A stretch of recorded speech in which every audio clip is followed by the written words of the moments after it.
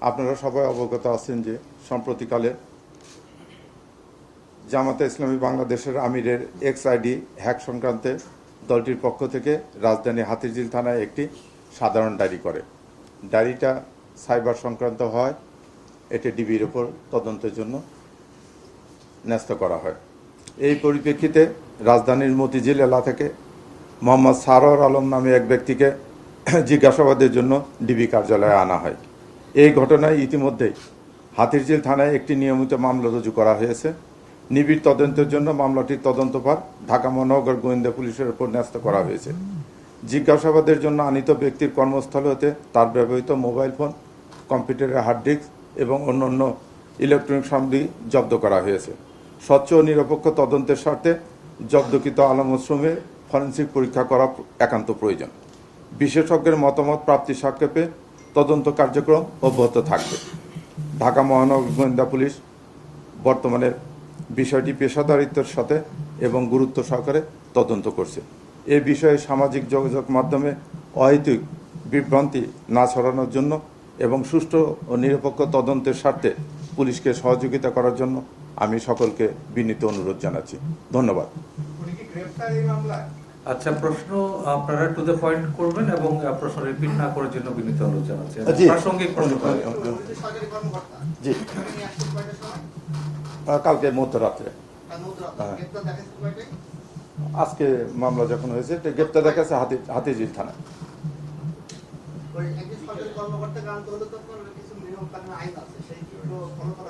জি, তার কর্তৃপক্ষ থেকে রাষ্ট্রপতির ইয়ে থেকে সচিবালয় থেকে তার জন্য হাতিরঝিল থানাকে পারমিশন নিয়ে আসা হচ্ছে। না, এখন যেহেতু মামলা হয়েছে জিডিটার সঙ্গে মার্চ হয়ে যাবে। ধন্যবাদ। একই থানায় তো মামলা এবং জিডি হয়েছে, বুঝছেন? এটা তদন্ত করে, এটা ফরেনসিক রিপোর্ট না আসলে তো বলা যাবে না। মামলা হয়েছে না, তার ভিতরে মামলা হয়েছে। আমরা না, এটা হাতিরঝিল থানায় গ্রেপ্তার করেছে।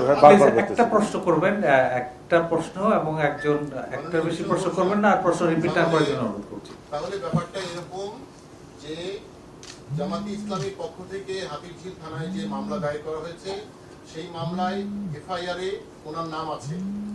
যেহেতু উনি এফআইআর ভুক্ত আসামি, এই কারণে এখন তাকে গ্রেপ্তার দেখাচ্ছে হাতিরঝিল থানা পুলিশ। জি, আপনারা জিজ্ঞাসাবাদ শেষ করেছেন। জি, তার ব্যবহৃত যে ডিভাইস গুলো আছে সেইগুলো সিজ করে আপনারা ফরেনসিক পরীক্ষার জন্য পাঠাবেন। হ্যাঁ, কিন্তু যার মোবাইল, যার অ্যাকাউন্ট হ্যাক হয়েছে, যে ডিভাইস থেকে হয়েছে, সেই ডিভাইস কি জব্দ করা হবে?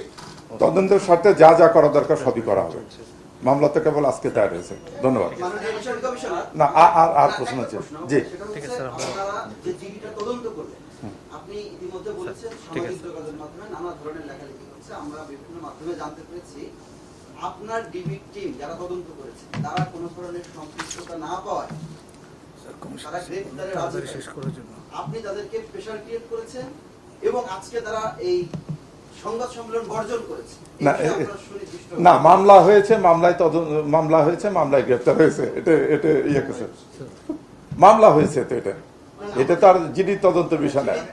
এটা তো হাতিরঝিল থানায় মামলা হয়েছে।